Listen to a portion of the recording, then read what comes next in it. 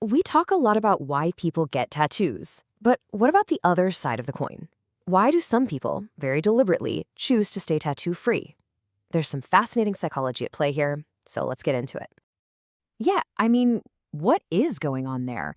In a world where tattoos feel more popular than ever, what makes someone look at all that and say, you know what? Not for me. What's the thinking behind keeping that skin a totally blank canvas? It's really easy to just jump to conclusions, right? Oh, they're scared of needles, or they're worried they'll regret it when they're older. Or, let's be honest, maybe we just think they're a little boring. But the real reasons, oh, they go so much deeper than that. It's actually way more interesting. Turns out, that decision can tell you a ton about someone's core personality. We're going to break down 4 really distinct psychological profiles that explain this choice. And hey, as we go through them, you might just find yourself nodding along, recognizing yourself in one of these. All right, let's do it. 4 completely different ways of thinking, all leading to the exact same decision. And we're going to start with a profile that I think a lot of us can relate to, even if it's not about tattoos. Okay, first up, the perfectionist. You know this person. Maybe you are this person. They've got Pinterest boards filled with incredible designs. They've spent years thinking about the perfect tattoo, but they just can't bring themselves to actually do it. And this right here, this quote just nails it. The fear of future regret stops you dead in your tracks. It's not that they don't want one. They absolutely do. It's this paralyzing fear that whatever they get won't be, well, perfect.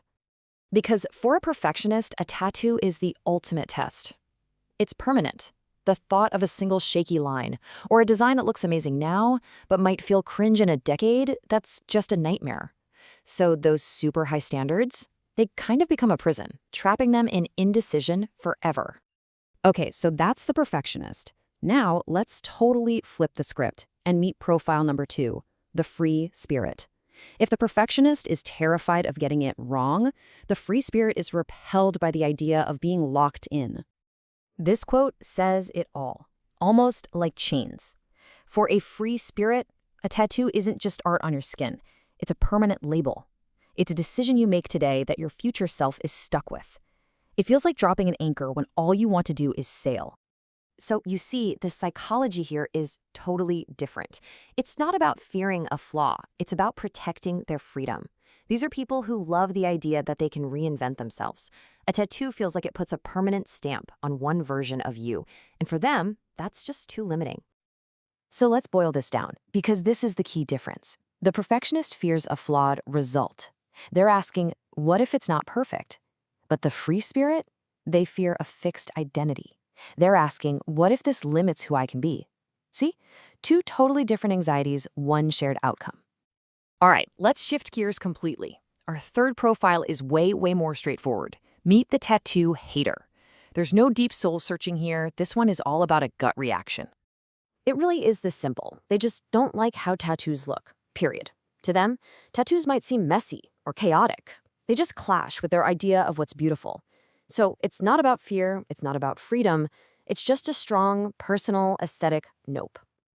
And that brings us to our 4th and final profile. And honestly, this one might be the one you didn't see coming. This is the personal believer. And for this person, the choice has nothing to do with fear or freedom or even what they think looks good. It's all about where they believe identity comes from. This quote gets right to the heart of it. Your identity isn't written on your skin, it's lived. For the personal believer, who you are isn't something you display. It's something you are. It's in your actions, your choices, your values, not in markings on your skin. So really, this choice comes from a place of deep self-assurance. They just don't feel the need for any external stamps of approval or identity markers. Their sense of self is already solid. It's all internal. They're perfectly happy with an identity that's lived and felt, not necessarily seen by everyone else. So there you have it, 4 really different psychological drivers. Now that we've gone through them, it's time to turn the question around. Let's just do a quick side-by-side recap to make it clear. Okay, so you've got the perfectionist who's afraid of that flawed commitment. Then there's the free spirit who needs that personal freedom above all else. You've got the tattoo hater whose reason is purely aesthetic. And finally, the personal believer who finds their identity internally. So when you see it all laid out like that, does one of those jump out at you? Do you see yourself in one of them? Or maybe you're a blend of 2, right? like a perfectionist who also really craves that free spirit vibe. It's pretty cool to think about what's really behind your own decisions on this. And really, that brings us to the big final question. And this applies whether you're covered in ink or have none at all. It's all about how you see your own identity. Is it something that's written on you for everyone to see? Or is it something that's lived, quietly, in the choices you make every single day? There's no right or wrong answer, of course, but it's a powerful question to ask yourself.